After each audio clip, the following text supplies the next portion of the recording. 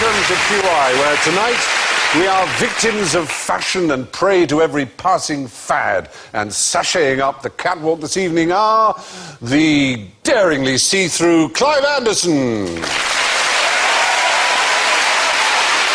the beautifully cut Rich Hall, the topless and strapless Reginald D. Hunter,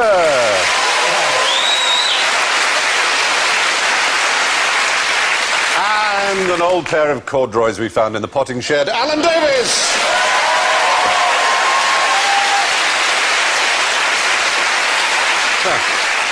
Of course, fashion is something that goes in one year and out the other. And predictably, ladies and gentlemen, our buzzers tonight are about as fashionable as a saber-toothed tiger wearing flared trousers. Clive goes... But I'm always true to you, darling, in my fashion. Rich goes... Cause he's a dedicated follower of fashion. Reg goes...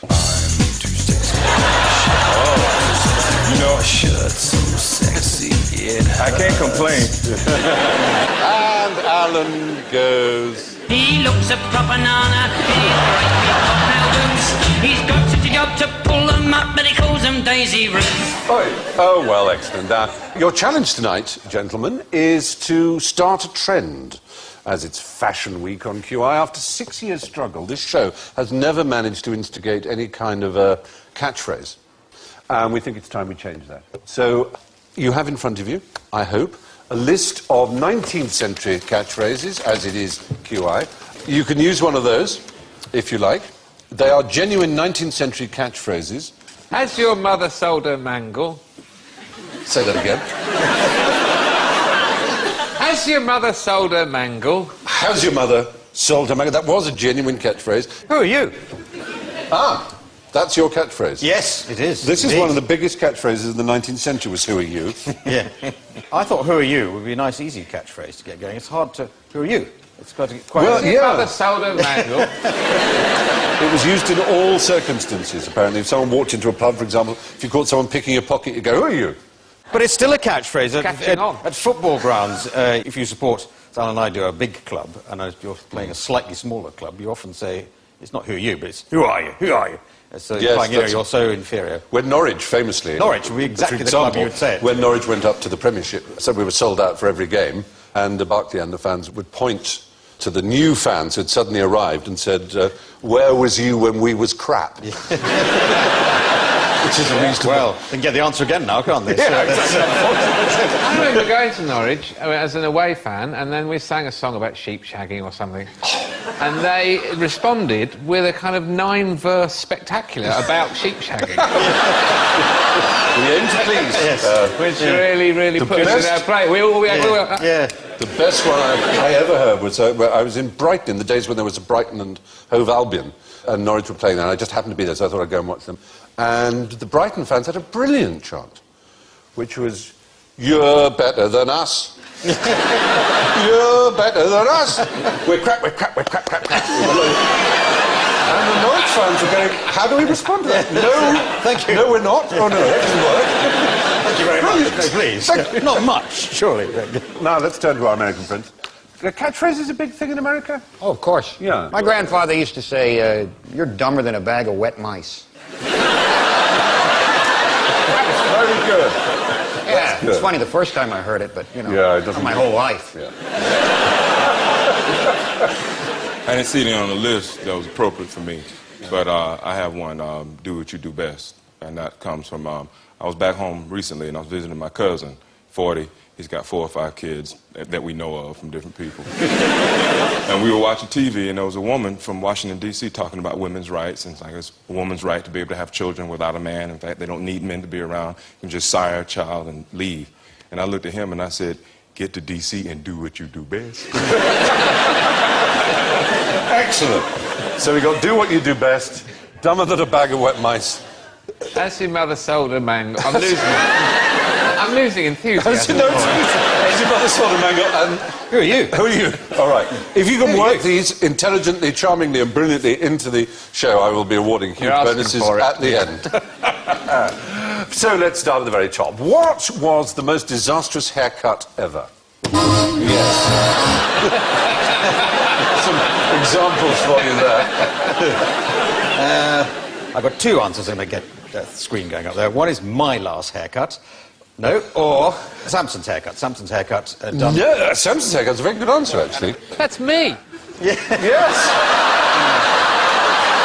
You've just noticed. Well, you must remember posing for these, or has this been... I remember the one in the middle. For the other two, I have no memory. I know for a fact that in 1928, the New England Tool and Die Manufacturing Company was looking for a new screw that wouldn't slip out of the notch. Yeah. And a man named Phillips worked for him, who had one of the most disastrous haircuts ever. It was parted in 4 That would be an example of a disastrous haircut that went good. This one, well, I mean, of course, there are many candidates, and Samson is one, but do you know anything about Louis VII of France? There he is on the left. We're talking about the 13th century. His queen became queen of a more famous king to us, being British. Aquitaine. She was Eleanor of Aquitaine, absolutely long right. hair, yes. The point is, Louis VII was very religious, and the monks got to him, and he cut that hair off. He looks rather good there, but apparently he cut all his hair off, and she was furious at it. Oh, right. So cross that eventually she divorced him. I mean, there are other things too, probably, but the hair is mentioned by historians as He one of also the cut things his cock off. that... maybe, I don't know, his mother may have sold her... Has your mother sold a mangle? Maybe that had happened, yeah. I divorce you. But the consequences of the divorce were enormous, because she then went over, she was incredibly rich, she took her kingdoms with her, married Henry II, and it began the 100 Years' War. Yes. So essentially it was the haircut that began a 100 Years' War. Yeah, but that's just something you say in polite company. Like when you're telling people you're breaking up with your partner, you go, yeah, well, I ain't like what he did with his hair, so I left. You can't really say about the king, he keep farting in bed. Or, I just don't like his haircut. Yeah, you're right. What is interesting about this poor king is he definitely wouldn't have had sexual relations with Eleanor's mother because he was very abstinent indeed, and he became ill, and the courtiers suggested it was because he hadn't had sex. Yeah. And so he consented to have the Queen sent for, and they said, no, she's too far away. If you don't have sex immediately, you will die. But genuinely being told that he had to have sex or he would die, he actually said he would rather die chaste than live an adulterer. See, that leads you to believe that he had a bad sexual experience as a child. Yes. Yes. And just, because, most men wouldn't rather, face death than have sex. So something happened when he was a kid, maybe a teenager, maybe his wee-wee got caught in the zipper, or you mangled, or... Yes, the mangle. Or he said, I'm not ready for this yet, maybe just let me lick your elbow. And the woman just said, do what you do best. And... Very good. The Simpsons make a reference to the 100 Years' War. Oh, do they? Do you know what they call it? Eh? Operation Speedy Resolution. Anyway, so, we've all had bad hair days, but the one which helped start the 100 Years' War takes some beating. Louis VII's haircut seems to have been a bit of a faux pas. So what's the worst faux pas that you can think of? Follower of fashion. I reckon if you wore Calvin Klein to Yves Saint Laurent's funeral. Whoa!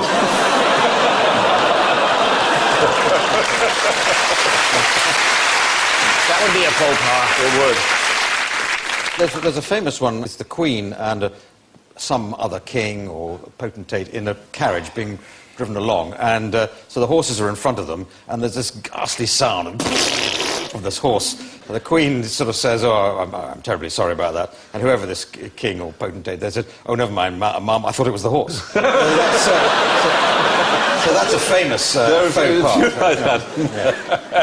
No, this was an engagement faux pas. It was a very famous one in its day. It was in the Guinness Book of Records right up until a few years ago as the worst, if there is such a category, worst engagement faux pas. Well, get engaged to the wrong person? No, it wasn't that. It was a man called James Gordon Bennett, who was a Well, the James Gordon. Actually, the phrase Gordon Bennett was named after, I think, his father, who owned a lot of newspapers. And anyway, this one was very rich, this young Gordon Bennett, and he was engaged to a young New York socialite.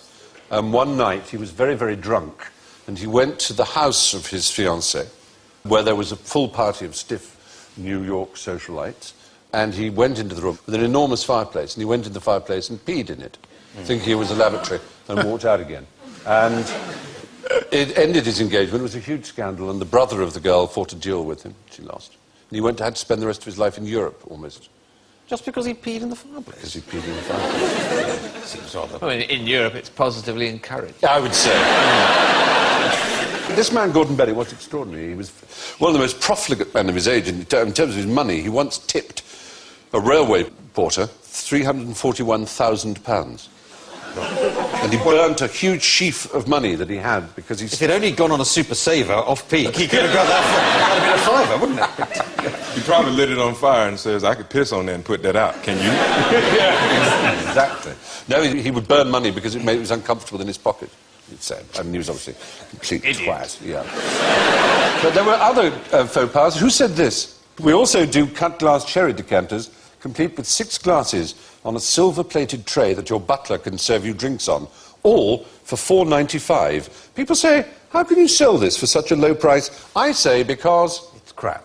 Yes. Yeah, that's Gerald Ratner, It was Gerald Ratner, yes. He destroyed his company, didn't he? £500 million was wiped off the value of his shares after that remark. Yeah. He was trying to be amusing, and he had just some of those the jewellery he was selling, saying it was cheaper than a Marks and Spencer sandwich, and explaining it was rubbish, and that's why... Yeah, he said these earrings were cheaper than M&S prawn sandwich, probably won't last as long. Let's just say £500 million wiped off. Yes. Yeah, he was caught doing a funny. Yeah. Big mistake. Funny didn't turn out well. Many faux pas are just Freudian slips. Slips! But what outrageous item of clothing got the Duke of Wellington thrown out of a club? Yes. I'm going to suggest he wore his Wellington boots in the club. So I knew that would be... Because I just love it. I think it's so fantastic what a career he had, because not only was he a great general, winning one of the most important battles of all time, and a few others, plus he was Prime Minister, and he had Wellington boots named after him. Pretty stunning, isn't and it? they were... on my shirt. I think I know. Yes, go on. I know exactly what happened.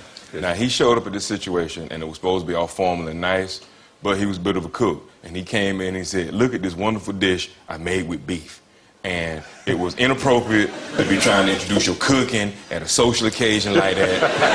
And his wife tried to say, don't do it, just, save it and invite some people back, and we can eat, have a smoke, and then it'll all be good. But he was like, no, I know this is good food. And so he took it there, and he was just, people was like, oh, we're just drinking here, and just, oh, he's general, he should know better. And just... This is what I believe happened. I might have read it somewhere, I can't remember. You reminded us of another thing to chalk up to Wellington. Yeah. Not just the boots, and not just the battle, but the beef in pastry. Around beef. Yeah.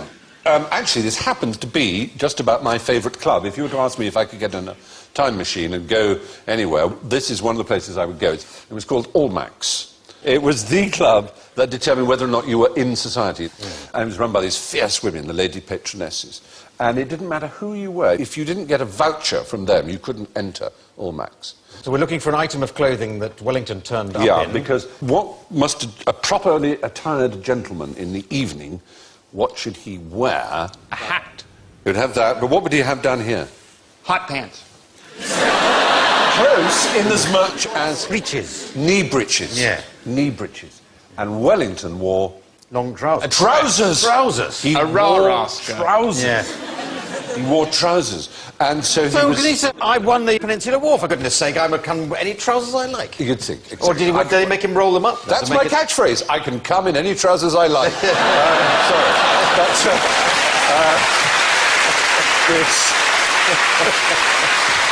Sorry. I do apologise. Yeah, I sure enjoyed that long, winding story so we could get to that. That was... The trouser was considered absolutely shocking and not to be not to be worn in smart society. The breaches of etiquette. Exactly. Breaches, that's good. Good, you know, we like it. I bet when they told him he couldn't come in, he looked at him and he went, "Pants to you." The point is, the Duke of Wellington was thrown out of a club for wearing trousers. On the subject of trousers, as a matter of fact, what's the best way of dealing with a wartime shortage of trousering? Wow. Yeah. They I ran think out that's of just a trousers. serving suggestion there. I don't think They that... ran out of trousers? Well, they... Obviously, in the war, there was a shortage of material, Yeah. and how did they deal with it? What's the first thing you would do to save material with trousers? Put them in trenches. You try and use less cloth in each trouser. Yeah, exactly. One-legged trousers. In Scotland, you'd wear kilts to... Or you take them off dead guys. yeah. I mean, the enemy. Yeah. But no, generally, the first thing that they banned Oh, pleats and things like that. turn-ups. Turn-ups? That saves about an inch of... Out of a million. Come on. It's a lot Yes, of big material. on. And they were so serious about this that if a tailor sold someone extra long trousers, longer than they needed, Yeah. knowingly, really, so that the wife would then make him turn-ups, the What tailor about- would go to prison. What about older gentlemen who pull their trousers right up close Yes, to they do, up to the nipples, right yeah. up to the nipples there? Why, now, first of all, what's going on there? Turn-ups. Why don't They've they got- stop somewhere on the way? They've got no pleasure in life left except to give themselves a wedgie every time they... Why don't they just pull their trousers right up to just under their eye? Then they would save on shirtings. They could have Yeah. a really long fly. Like, You're It's an very, enormous very... fly. Yeah. The fly must be about 2 feet long. The time you've undone it, you've forgotten where you were Just going like- for. Just zip there. Nurse! Also, boys under 12 couldn't have long trousers, they had to have shorts. And, of course, women couldn't wear stockings, so what did they used to do? Oh, they used to draw a seam on the... Oh, there they There are. you Drawing are. a seam on the back of their leg. Yeah. Because they felt that if their legs were bare, it was considered that made them look available. I don't know What? if the boys in the shorts thought the same, but it was... Firstly, they would stain their legs to make them look tanned with gravy browning and things like that. And then they would draw a line down the back, which looked like the seam on nylons. I mean, it seems crazy, but... Why didn't the soldiers just draw pictures of trousers? I mean,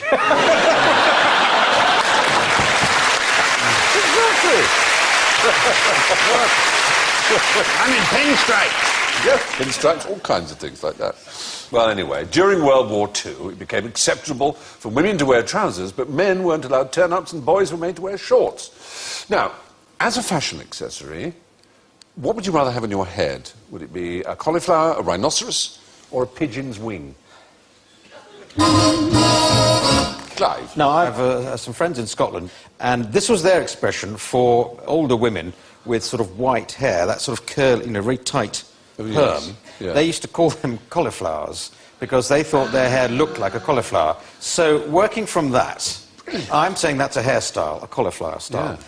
Pigeon wing could be a sort of swept back look. Yes. But, I can't work out what the rhinoceros, because the rhinoceros is only famous for having huge horns, so I can't quite make that into a hairstyle. Well, not But a hairstyle exactly, but you're very close. In the 18th century, all your clothes put together, the expense of them wouldn't add up to what you spent on this part of your fashion. Well, your sort Your of wig. your wig, yeah. Wig Yeah. is the right answer, in fact. So it is your hair, but they used to have ships. I mean, literally, their hair done into huge sailing ships. And you could have a rhinoceros horn. And a rhinoceros horn and pigeon wings, and you see there these preposterous creations people had.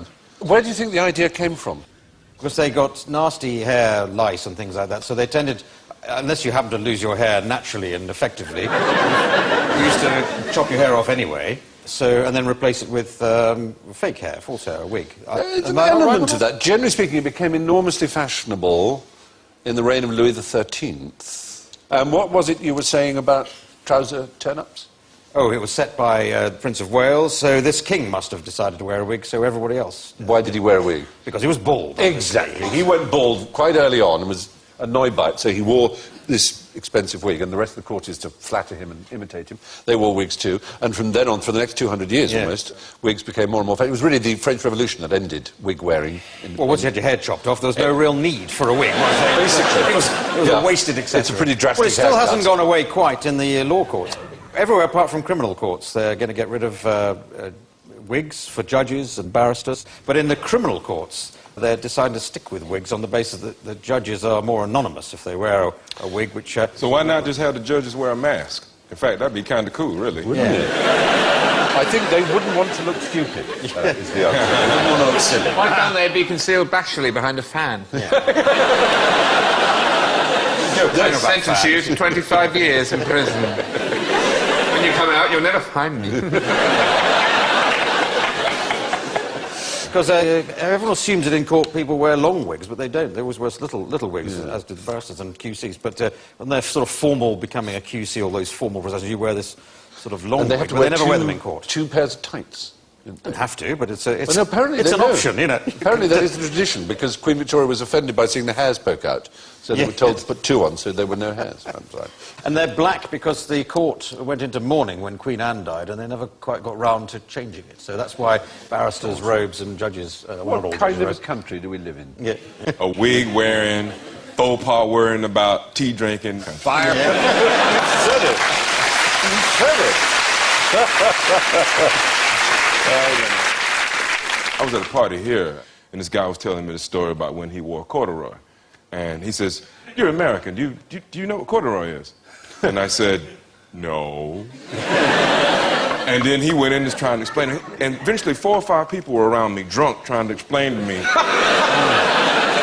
what corduroy was. And eventually, this girl who we didn't notice left the room, and she went upstairs to her apartment, and she just dashed in the room with a corduroy jacket. "Here! This is what it is! This is what it is!" And, you know, it's just...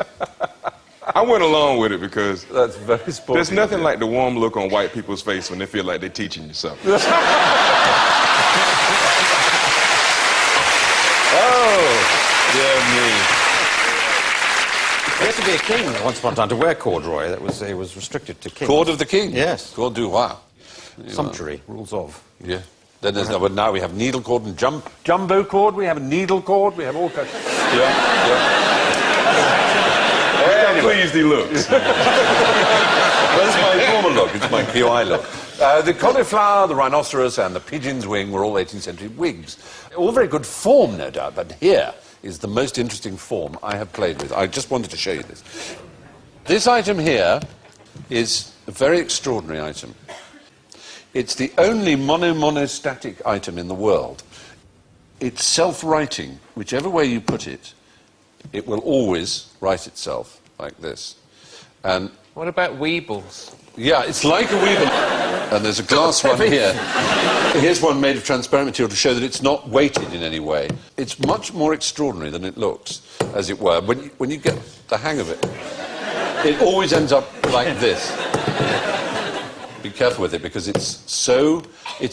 well, I'm going to... Extremely valuable. We're very honoured because we actually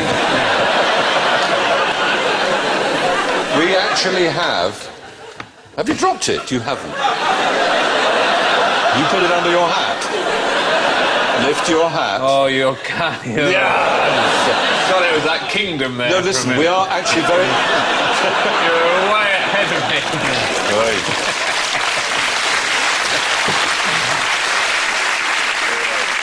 We have Gabor Demokosh, the inventor, here with us. Gabor, good evening. Hi. It's very good to see you. He's from Hungary. And he and his colleague Peter Várkonyi invented this. Can you explain to me exactly what it is? Well, this is like a Weeble without a weight. It is like a Weeble. You get a point, you see. It's just the shape, Yeah. but you have to get it right. The tolerance of the shape Yeah. is about 1/100th of a millimeter. Do you mean to say if these edges here were 1/100th of a millimeter out, it wouldn't write itself? It wouldn't. You'd actually be able to keep it in Right. one position. That's correct. Again. Hey, It Gabor. always goes back to its own... Have you thought of making these into salt and pepper shakers? That's a brilliant idea, Gabor. Then you might make some money off of it. Yeah, Gabor, Dragon's Den. Come on.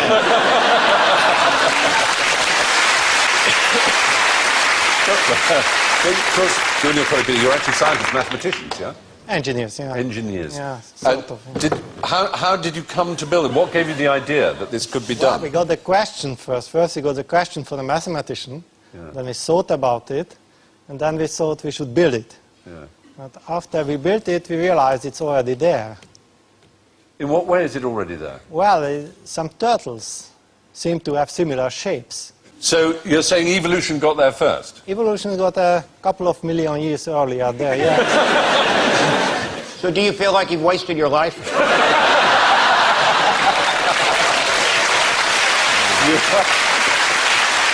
You so have not.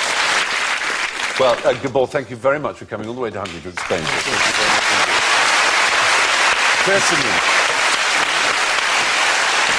it's called a gombok or a gumbuk. Does it have a practical application? No, I don't think it does have a practical application. That's what's so beautiful about it. Didn't they invent the Rubik's Cube? Rubik's Cube is a Hungary as well? Hungarian invention. And the biro.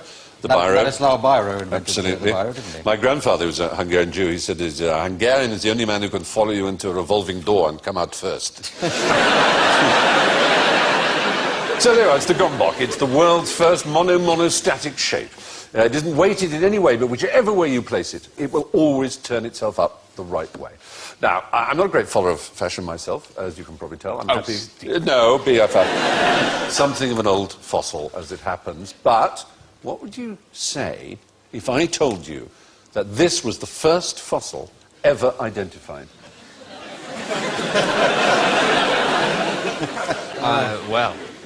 Is it? I'd say, is it? Thank you for not falling into a trap, and you wouldn't say bollocks. Oh, bollocks. It does look like a handsome pair of human plums, but it isn't. Robert Plott, who was the first keeper of the Ashmolean Museum in Oxford, he recognised it to be a thigh bone, but it's huge. You can't quite tell its scale here. So he assumed it was a thigh bone of a Roman elephant or of a giant race of humans. But he also, as I say, recognising its shape being, as it is called, its scrotum humanum, because that's pretty much what it looks like, let's be honest. But it turned out to be a megalosaur. There is one, a real one. It's a shame they're not still about. It is, isn't it? Up and down the M1. It's very hard to try and get a grip on how old life on Earth is. But if life on Earth began on January the 1st, and we are now literally the very end of the year, when did the dinosaurs appear? Hang on, I've got Tuesday. That's no good. The dinosaurs are 200 million years ago. About mid-November. Not bad. A little later, December the 5th. Yeah, not bad. It's a very good. And we come at sort of 5 to midnight on December the 31st or something, do we? We come a few minutes before midnight on December 31st. But they became extinct on December the 24th, on Christmas Eve. So December the 5th and December the 24th. If they became extinct on December 24th, Yeah. then that's saying that the human race got, what, about 6 days before, you know, clocks go back or something? What? Well, Here's a year, okay. and that year represents the totality of time there's been life on Earth. Totality of That's the time. beginning, That's beginning over and there. this is now. Assuming that time is a linear. Yeah, exactly, yeah. Thank you. So, let's suppose that it's a long pair of trousers, time. Man appeared at the top of the fly. You don't think your trousers and a dinosaur comes. Yeah, basically. That's sort of what happens, isn't it? Oddly enough, saurus was ancient Greek slang for penis. Was it? Saurus means lizard, yeah, and they would call it your lizard, your knob. Just thought you'd like to know that. So. I do. I'm pleased to know that. Why is thesaurus then? Is that Latin? That's not ancient. That's a different word. Thesaurus means a treasure house, or a repository. In his case, a treasure house of words. So you might refer to your backside as a thesaurus. I'd like to think my bottom is a treasure house. Yes, Alan. Thank you for that.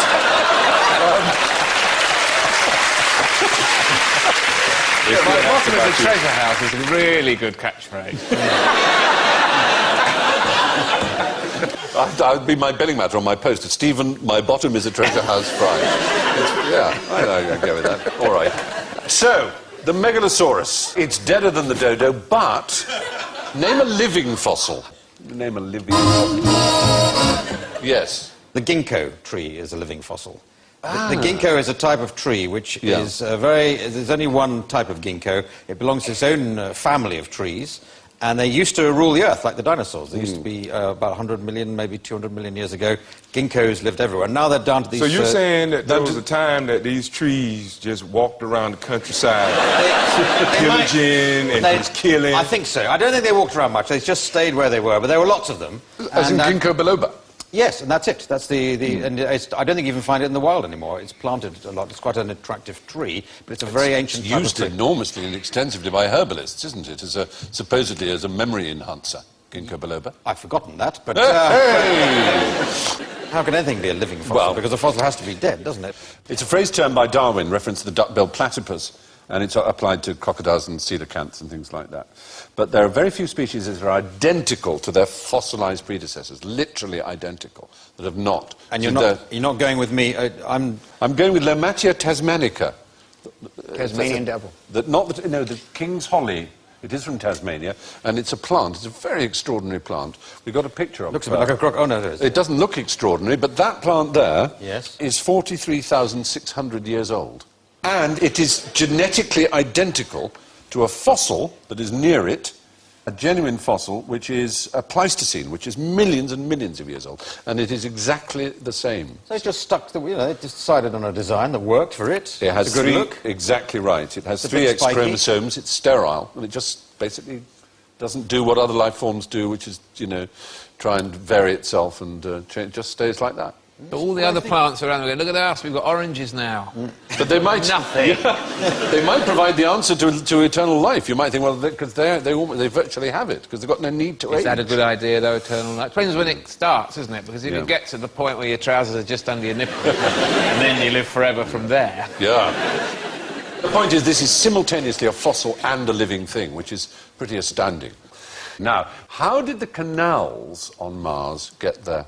Oh, that's one of the canals on Mars No, now. it That's actually isn't. They've sent that probe up there. I think that's in... That's Little Mars I think in that's the Little west of Venice. London, isn't it? This is when, if they ever had, the temperature changes and the surface has expanded and contracted and left sort of little ridges like that. I mean, the short answer is there aren't any canals on Mars. No water on Mars. They discovered some water recently on Mars. They was happy as hell about that, too. And there's a bottle of Evian that no one can explain. Well, the point was most fashionable to believe in life on Mars well over 100 years ago. There was an Italian astronomer called Schiaparelli who called these things canali, that he thought he saw a number of long straight lines on Mars, which he named them after rivers on Earth. But then one of the greatest astronomers of his age, Percival Lowell, after whom an observatory telescope is named, and actually after whom Pluto is named, because they chose that planet because it begins with PL.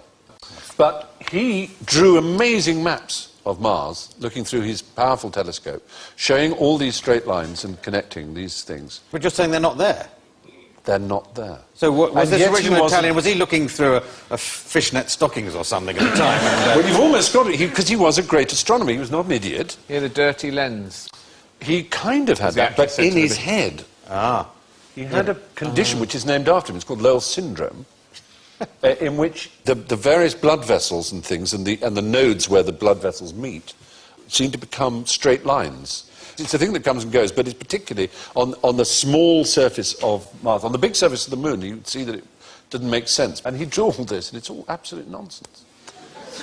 And so we arrive, fashionably late, at the bring-a-bottle staircase party of general ignorance. Fingers on buzzers, please. In deference to our 2 American guests this week, Yankee Doodle put a feather in his cap to look fashionable. But why did he call it macaroni? Follower of fashion. He was dumber than a bag of wet mice. Well, oddly enough, strangely enough, you're kind of right. Well, it's about a kid traveling to see General Washington's troops. The song. There was General Washington upon a silver stallion, giving orders to his men. There must have been 1,000,000. Yeah. That's the next verse. So I think he was conscripted, and he was purposely trying to look insane. Well, it was a British song. It was an insult to the Yankee. The idea is a macaroni. it's just to be Italian, just to be fashionably Italian, wasn't it? Well, there was a macaroni club in London at the time, which was full of dandies. Macaroni was another word for dandy, Yeah. for someone who took exquisite trouble over their dress. Are you telling me that a Brit wrote Yankee Doodle? Yeah. The idea was that the Yankees were so dumb Well, I guess we are, because we play it all the time. But, you take something that's supposed to be an insult and you make a virtue of it. You throw it back in the oppressor's face. That's how you show them that they can't hurt you. Exactly. Exactly. My mama taught me that, boy. Just look at them and just laugh at them. Just take their insults and just don't show them your pain. Yeah. That's what we did. That's why we beat you. So, the point is, at the end of the 18th century, a macaroni was a dandy. The song is a British attempt to make fun of unsophisticated Yankees. What rhymes with month? Month. Dunk. This word, I have to say, is probably not known to you. Jump. It's Sikhism. It's what the Quran... Sikhism does not rhyme with much. No, I'm telling you, I'm taking you into the world of Sikhism. What the Quran is to the Islamic faith, this thing is to the Sikh faith. It's their text, and it's called the Granth. Oh! There, you see? Well, I did every Well, we bloody should letter know. except Gunt.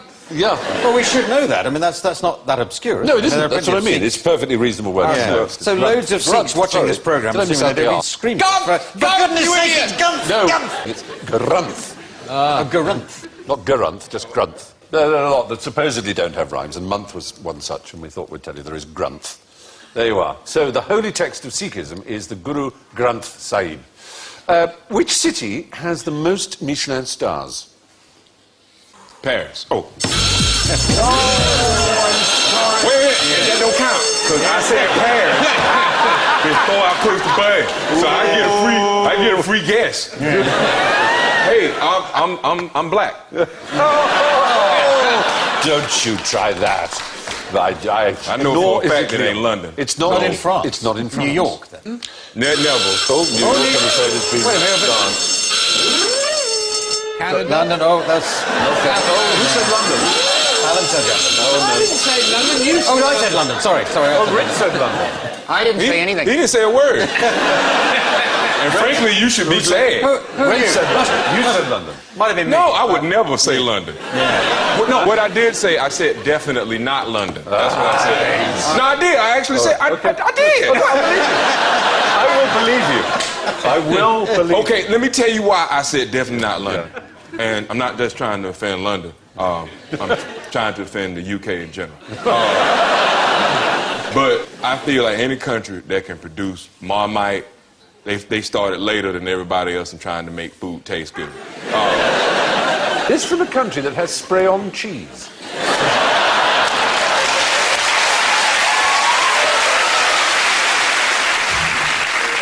But you're right, it isn't Britain. No, man, you can't cut me off. You got to give me a chance to insult you back. All right, sorry.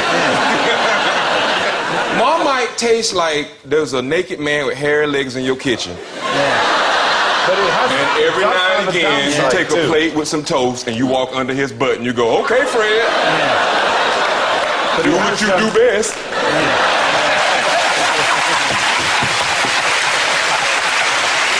Very good.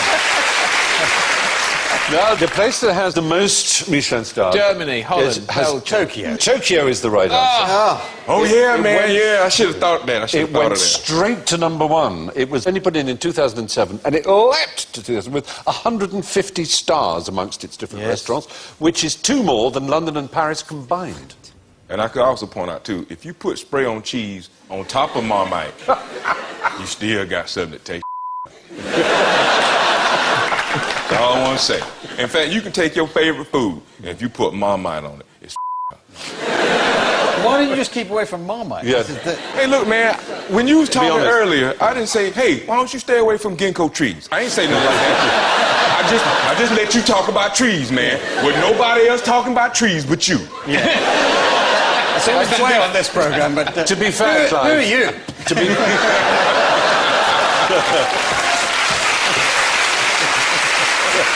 All right, moving on. Tokyo has the most Michelin stars, twice as many as Paris and 3 times as many as New York. What colour is a nicotine stain? It's like yellowy brown. Yellowy brown, eh? Yellowy brown, yes. Yeah. Not yellow. Just. You're going to tell us that the stain comes from the tar. The yellow and brown is from the tar. Nicotine itself is green or something. The nicotine stain has no... No stain at all? No, it's completely colourless. So it just kills you quietly on its own? It's very, very poisonous. Yeah. But it's colourless, odourless, and more or less invisible and untraceable. It's a brilliant poison.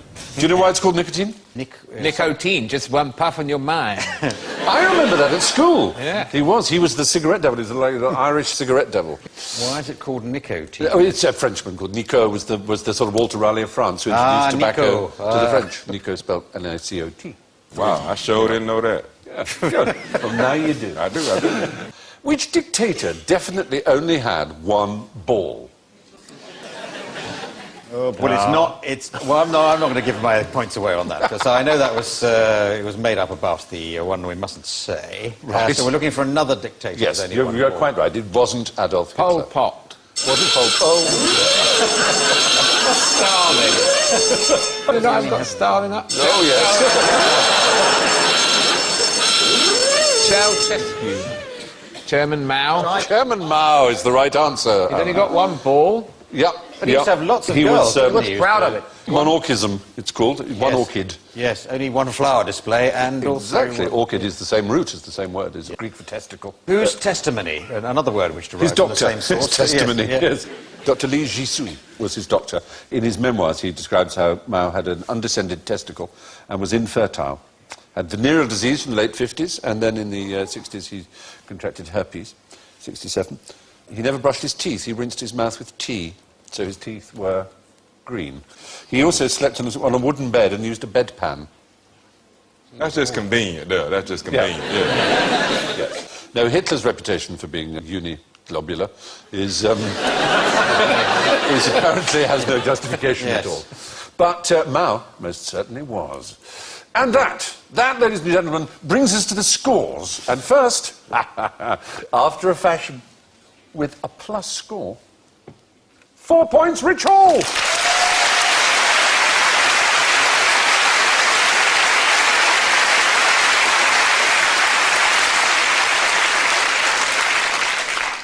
In second place, with -5, only slightly passé, Clive Anderson. Just playing to lose.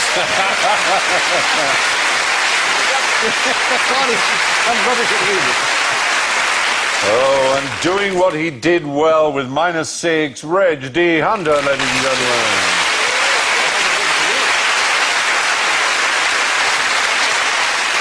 And positively paleontological in his outmodedness is tonight's living fossil on -35, Alan Davis.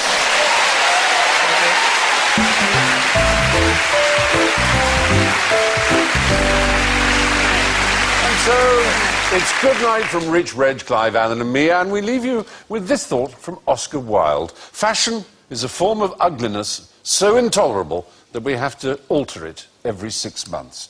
My name is Stephen. My bottom is a treasure house fry. Thank you and good night.